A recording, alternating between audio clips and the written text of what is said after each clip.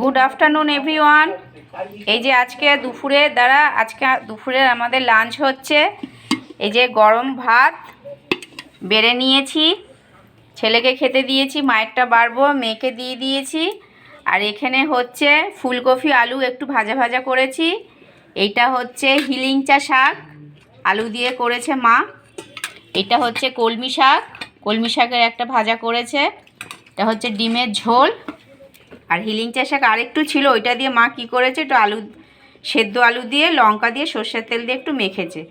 আর আমি একটু ডাল মাখানি করেছিলাম, যে রাত্রেবেলা আর কি খাবো রুটি দিয়ে, রাতের ডিনারটা আমাদের হবে। ছেলে বললো আমাকে এখনই দাও, আমি ডাল মাখানিটা দিয়ে এখন একটু ভাতের সাথে খাবো।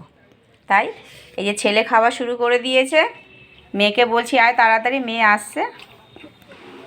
আর মায়ের ভাতটা বেড়ে নিই, মা আসুক, তারপরে একসাথে আমি আর মা খাবো। চলুন, টাটা।